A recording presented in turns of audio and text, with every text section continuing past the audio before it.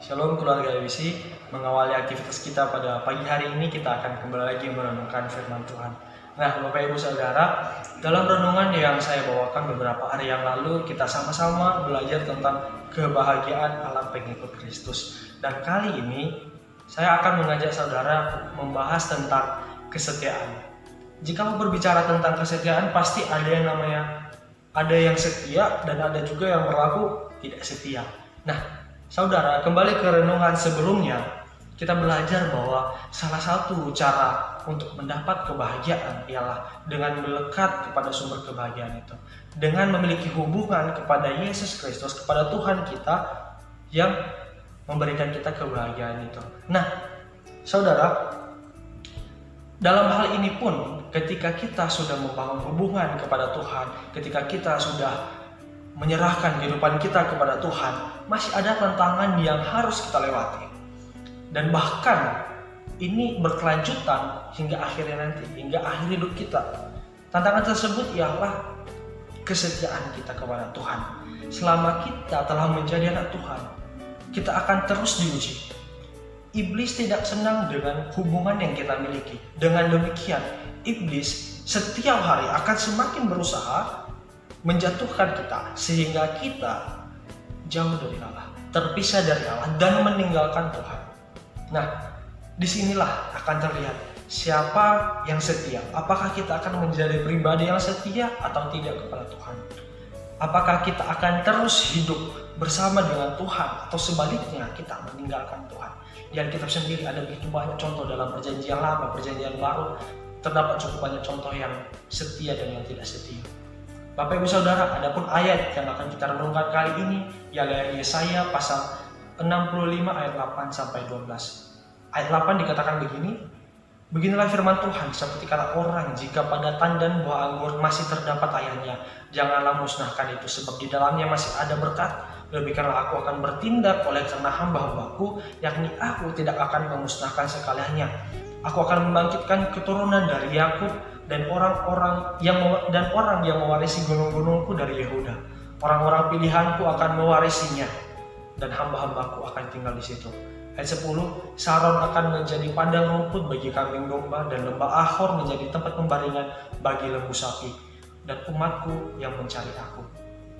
Tetapi kamu yang telah meninggalkan Tuhan, yang telah melupakan gunungku yang kudus, yang menyajikan hidangan bagi dewa Gad, dan yang menyuguhkan anggur bercampur rempah bagi dewa Meni, aku akan menentukan kamu bagi pedang, dan kamu sekalian akan menekuk lutut untuk dibantai. Oleh karena ketika aku memanggil, kamu tidak menjawab. Ketika aku berbicara, kamu tidak mendengar. Tetapi kamu melakukan apa yang jahat di mataku dan lebih menyukai apa yang tidak berkenan kepadaku.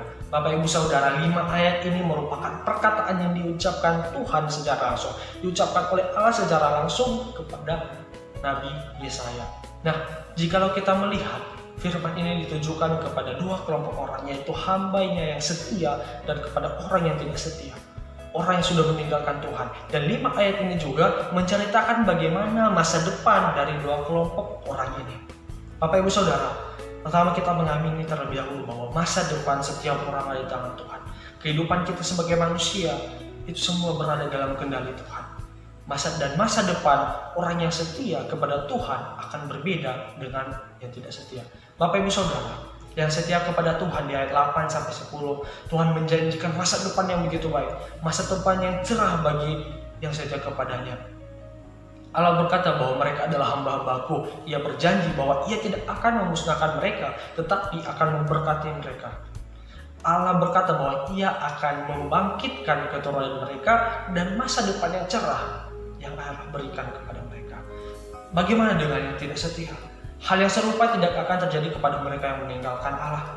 Di ayat 11 dan 12 kita bisa melihat bahwa mereka akan menyongsong hari esok yang kelam. Karena mereka meninggalkan Tuhan, maka mereka kehilangan kebahagiaan mereka yang sejati.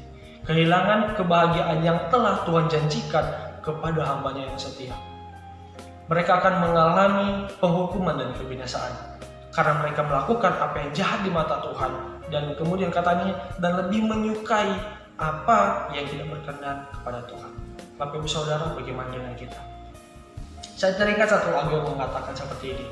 Meskipun saya susah, menderita dalam dunia, saya mau ikut Yesus sampai selama-lamanya. Nah, sungguh luar biasa saudara. Sebuah ikrar yang mengatakan bahwa saya akan tetap bersama dengan Tuhan. Saya akan tetap mengikuti Yesus walaupun saya sedang berada dalam kondisi terpuruk, walaupun saya sedang susah. Saya akan tetap mengikuti Yesus. Bagaimana dengan kita? Sudahkah kita melakukan hal yang serupa? Sudahkah kita memiliki komitmen yang sama? Sudahkah kita berlaku setia dengan menyukai apa yang berkenan kepada Tuhan? Bapak Ibu Saudara, apakah kita sudah berusaha semaksimal mungkin untuk melakukan apa yang benar di mata Tuhan? Jikalau sudah, puji Tuhan. Karena kesetiaan kita kepadanya akan membuahkan masa depan yang gemilang, dan kita akan menyongsong hari esok dengan penuh pengharapan. Bapak Ibu Saudara, demikian renungan kita pada pagi hari ini. Biarlah menjadi berkat bagi kita semua, dan biarlah kita, saya dan Bapak Ibu Saudara yang mendengarkan renungan Embun Surgawi ini menjadi pribadi-pribadi yang semakin hari semakin setia dengan Tuhan. Amin. Nah, Bapak Ibu Saudara, selamat pagi, selamat beraktivitas. Tuhan Yesus memberkati. Shalom.